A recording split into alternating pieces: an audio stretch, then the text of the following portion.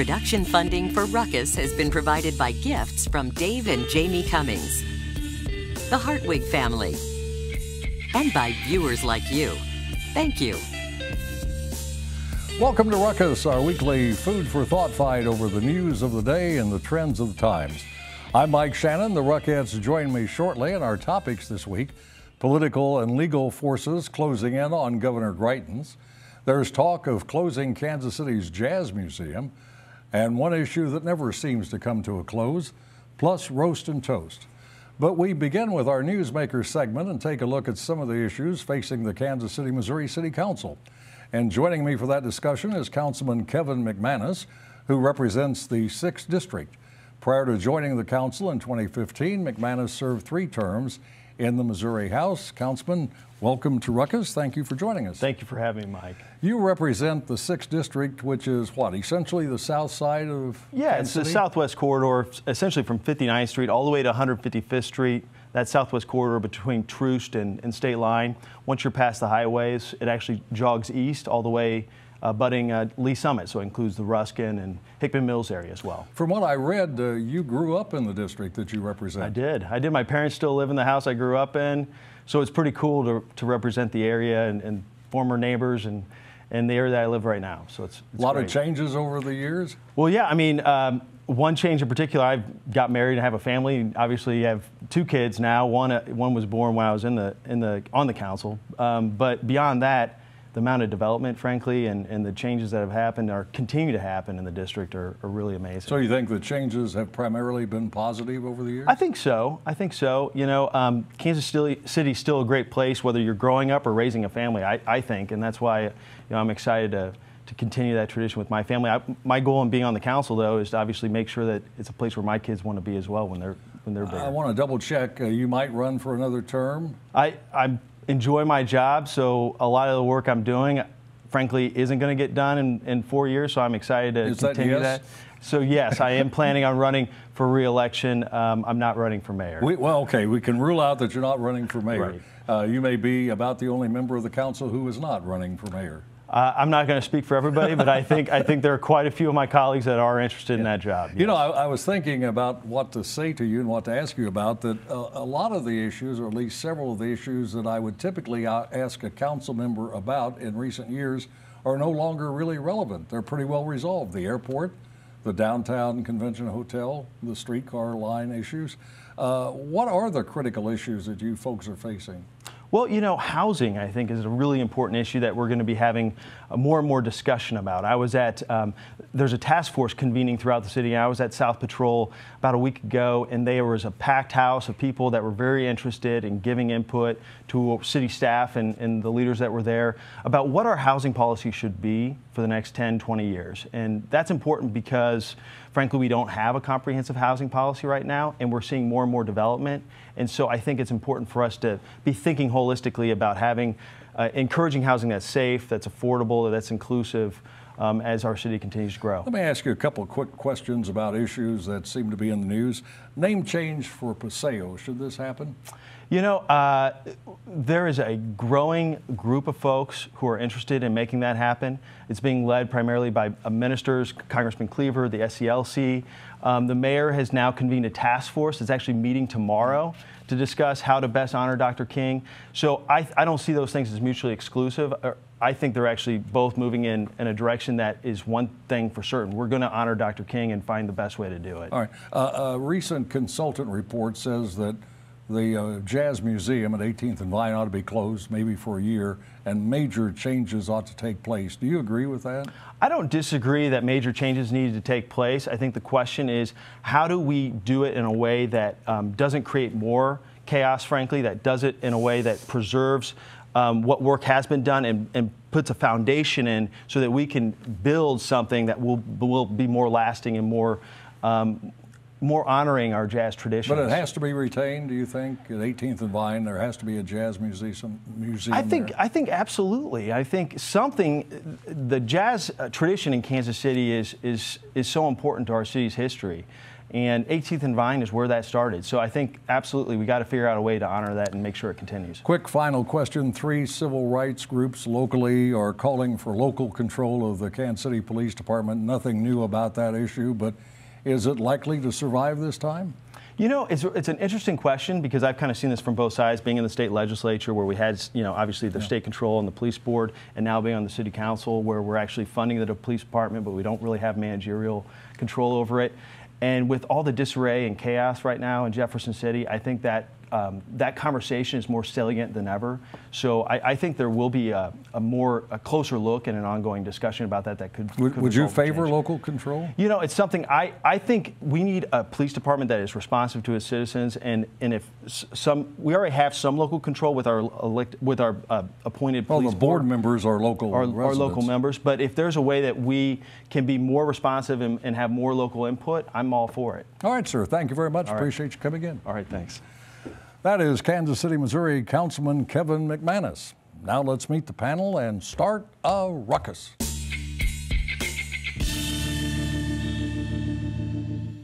Jason Grill is the founder of J Grill Media and a senior advisor at Paris Communications.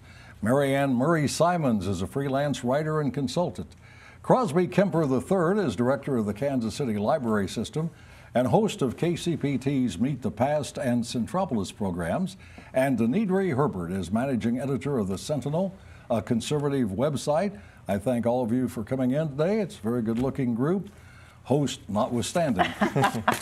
Well, unless you have been unconscious or vacationing on a remote island, you are well aware of the controversies surrounding Missouri Governor Eric Greitens and his former paramour, known publicly only as KS.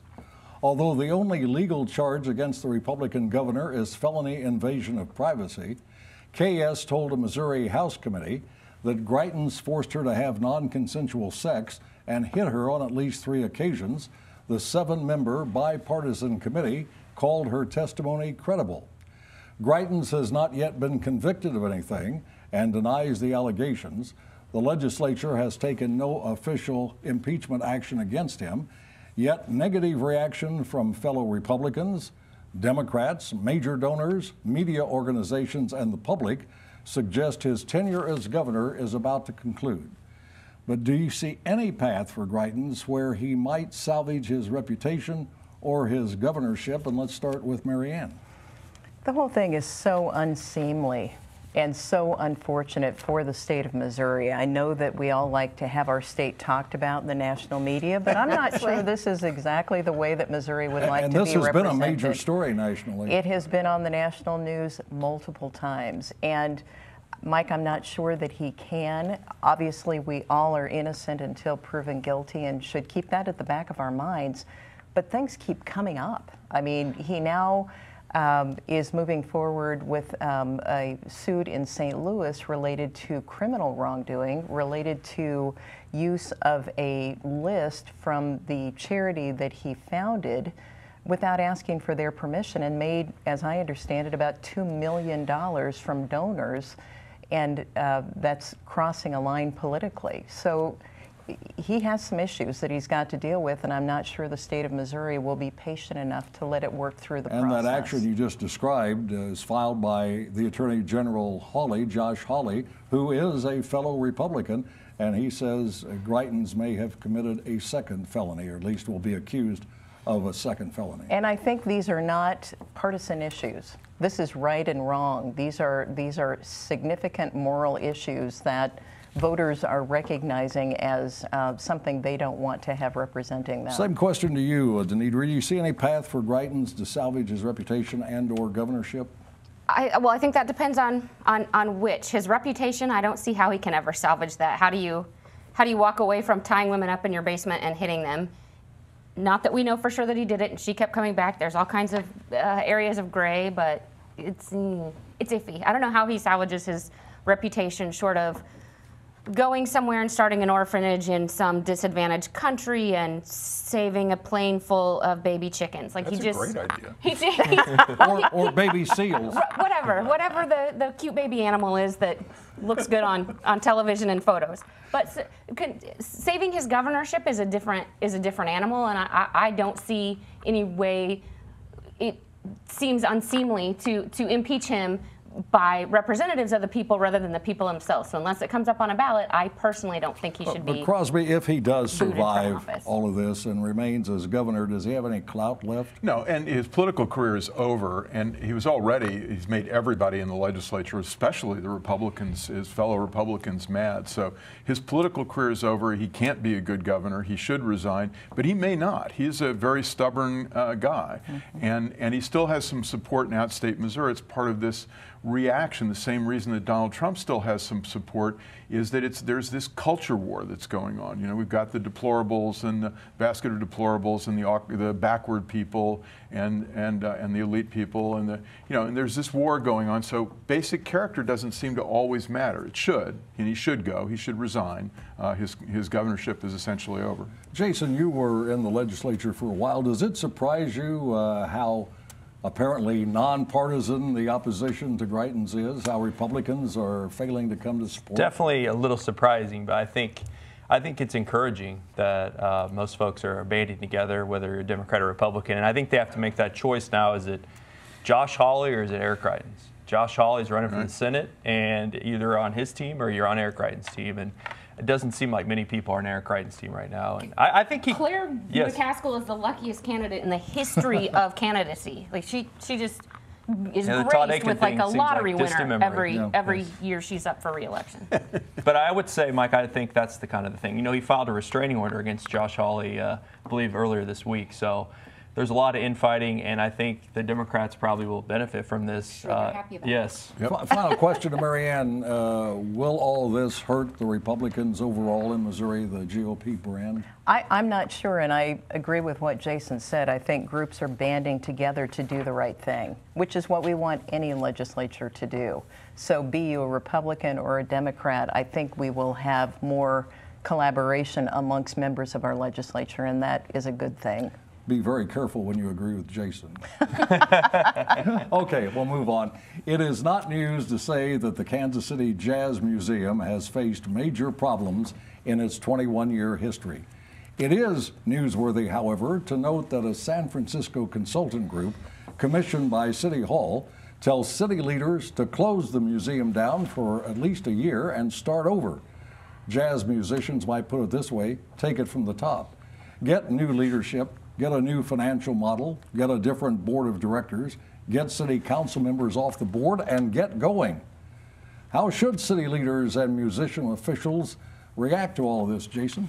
They should react seriously to it, because I think the brand and the image of the Jazz Museum needs to be definitely improved. I've met the executive director when she was at the library over with Crosby and had her on the radio show, and she was great, but this report isn't good, and the fact that they lost over close to $500,000 at the Jazz event last year, which frankly I didn't know much about or hear much about, so I think from a PR standpoint they need to do a better job. I mean, you got the Negro Leaves Museum across the hall with a great executive director, and they seem to be flourishing right now and increasing their population of people that visit. So they need to do something different, and I think that's what they're trying to figure out right now. Crosby, as he mentioned, the director of the Jazz Museum, Chepto Kosatan Buckner. Chepto, right. Chepto, well, it was close. She worked closely with you, I think, She did a great the job library. at the I remember library. you talking about her talent and skill when she got the job. Are you surprised by all of this? Not terribly surprised, because the 18th and Vine has had problems all along. We've dumped a huge amount of money into it. It hasn't had great civic support. The city bounces in and bounces out, usually with capital expenditures. We've never figured out how to operate it. And I talked to Chepto about that when she went over there, and she didn't figure it out. That is the case. But it needs. Kansas City's got two things that people come to Kansas City for. You know, we're spending a lot on convention center, hotels, and airports and whatnot. But the only thing that people really come to Kansas City for is barbecue and jazz. and they're not really coming for jazz. And you know, barbecue is one thing, but it doesn't bring a huge amount of tourism. We really need to figure this out because we've spent at least $100 million at 18th and Vine, and the civic community is totally gone. And I don't mean just the white civic community, by the way. I think the black civic community must take some responsibility for this. It was Emanuel Cleaver's idea in 1989. I think the solution to this is for the senior leaders in the African American community to say, this is our baby, and to come in and take it over and make it right. Does the museum have to be refreshed somehow and new exhibits brought in? Both the museum and the Negro Leagues need constant refreshment, need new reasons for people to come. The Negro Leagues has done that to some extent, and the library's been involved in it. Bob and Ray have done a great job there with programming. The Jazz Museum, Chepto actually did that pretty well, but then there was the spending for the music, and the Blue Room, which has always lost money, it's too small, et cetera, et cetera. Well, and it's not used all the time. And the Gem Theater is a great theater, but I don't think it gets much use. There's been a great idea out there to take the McFadden brothers and build a Branson-style show around the McFadden brothers, and that's a great idea. We have to get the right producer. You know, it'd be great if we had some of the people who can do that in Kansas City get together and help the Jazz Museum do that. There's a possibility for this, but we have to stop spending capital money and start figuring out how to do it on an operating basis. What do you think about closing it down for about a year, which is the suggestion of the consultants? I think that's a huge mistake. If it closes, it won't reopen. I think that's just reality. It really is all about PR. I think it is a huge information campaign opportunity once they figure out the internal workings that obviously do need to be refreshed. They need to get out to the public and say, this is what we have, as the Baseball Museum has done very well. This is why you have an incentive to come down and see us, and this is the benefit you will have by coming to 18th and Vine. Right now, it's just sitting there, and we really don't know what's happening, and there's no there there. City Hall can fix necessarily. Obviously, that report said they spent 77% of their budget came from City Hall last year. I don't think it's something City Hall can fix. What it needs is one person, a real advocate with a real passion for it, and it doesn't seem that like that person exists. Like I think with the Negro Leagues Museum, you had Buck O'Neill, and then you had people he drew in, and it's continued to grow. Well, and it was truly national. George Will was on their advisory board. I think Bill White. But who can that be in the jazz community? I don't. Well, we could get some people in the national jazz community to probably shouldn't be elected officials, right, Mike? Well, no, I was going to ask you. There's a 23-member board of directors, I believe. Huge, right? And it includes 2 city council members from that district. Yeah. And this consultant report said, make it a smaller board and get the city council members off of it. Yeah, I think they need to have more private people that know more about jazz, probably, and galvanizing the national. This has to be a national campaign too. It's not just a local campaign. But you know, having the sitting council person in that district on the board is a little odd to me. Yeah, I used to think, Crosby, and it may still be true, that there are several fiefdoms at 18th and Vine. There's the rental facilities, and then there's the believe me, the library's been very involved over there. And well, I'll tell you a story. So I went in 1991. I went to Emanuel Cleaver and said, Mr. Mayor, I'd like to do something for you, support something civically. And I said, how about 18th and Vine? And he rolled his eyeballs, and I had Luther Washington explain to me exactly what you said. Fiefdoms, it's very political there. You don't want to get involved, he said. That was 1991. All right, still true. Let's continue to our next topic. You don't have to live in Kansas City long to know that the question of state versus local control of the police department is a recurring issue. The latest iteration comes from major civil rights organizations in the area, calling for local control, saying black lives are under attack. The NAACP, SCLC, and More Squared are calling for local control of police and greater scrutiny from the Jackson County Prosecutor's Office when lethal force is used in a crime. Do you see any likelihood that this effort to bring the KCPD under local control will be more successful this time than in previous ones? And let us start with Crosby. Well, we have a great example of local control of police in Kansas City right now. It's called the Jackson County Sheriff's Office. And we have done a really tremendous job with that. And the jail. We have another great example. It's locally controlled, and we, our county prosecutor, our city prosecutor, our chief of police, our sheriff, our former sheriff now, have all been involved in that. And how's that going for us? I'm actually in favor of local control now because I think we need to change something, but what we really need to change the civic leadership in this town that has left the building, completely left the building. We have one of the highest crime rates in the United States. We have a county that's totally dysfunctional, And where are our civic leadership? I don't know. It's at the country club, I guess. Let's just cite what's going on in Jackson County briefly in the last 48, 72 hours.